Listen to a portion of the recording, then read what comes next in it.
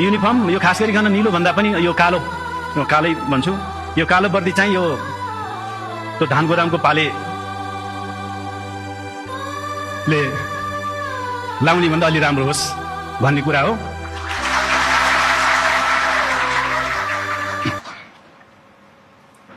र अर्को विषय चाहिँ यो एउटा सामान्य कुरा, यो रिक्रुटमेन्टमा चाहिँ बायोमेट्रिक मसिन खरिद गर्ने कुराहरू।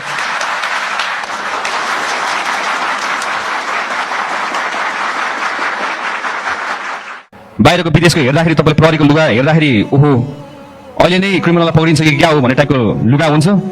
हाम्रो हेऱ्यो उद्रेको लुगा, खुइलेको चुस्ता, च्यातेको बुट।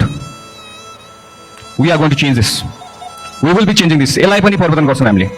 यसलाई पनि हामीले के गर्छौँ भन्दाखेरि चाहिँ राम्रोसित पुलिसलाई हेर्दाखेरि त्यो छुट्टै लेभलको रेस्पेक्ट आओस्।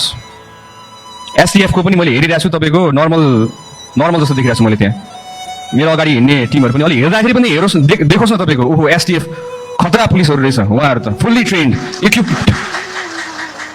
दङ्गा नियन्त्रण गर्न जाँदाखेरि 2टा हात दिएर पठान्छ। कसरी गर्ने दङ्गा नियन्त्रण?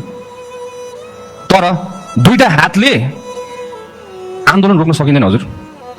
हामीले माथिबाट निर्देशन दिँदै गर्दाखेरि तल्लो दर्जाको हाम्रो कर्मचारीहरूले कति रिस्क बेहोरेर तपाईँको अगाडि उभिनुपर्छ, ज्यान धरापमा राखेर हुनुहुन्छ। At least we need to equip them. तपाईँको त्यही अनुसारको सिल्ड, त्यही अनुसारको बुट, त्यही अनुसारको कम्युनिकेसन च्यानल्सहरू, इक्विपमेन्ट, गियर्स, ड्रोनको थ्रुबाट तपाईँको असुर ग्यासहरू हाम्रो फाल्न मिलिहाल्छ। त्यही अनुसारमा अनाउन्समेन्ट गर्न मिलिहाल्छ।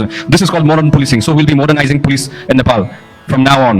अबदेखि हामीले आफ्नो सङ्गठनलाई नयाँ मोडर्न पुलिसिङ भनेर हामीले गर्छौँ, जसमा हामीले प्रविधि, स्रोत साधन सबैको युज गरेर हामीले त्यही अनुसारमा फुल फेजमा ट्रेनिङ दिएर हामीले बल्ल हामीले अगाडि बढाउँछौँ। Without any shield no police is going to go to handle a riot. कुनै आन्दोलन हुँदैछ भने सिल्ड बिना र फुल गियर इक्विप बिना कुनै सिपाहीलाई अगाडि नबढाउनु हुन म हार्दिक अनुरोध गर्दछु हाम्रो आइजिपी साहब र विभिन्न हाम्रो अधिकृत ज्यूहरूलाई पनि।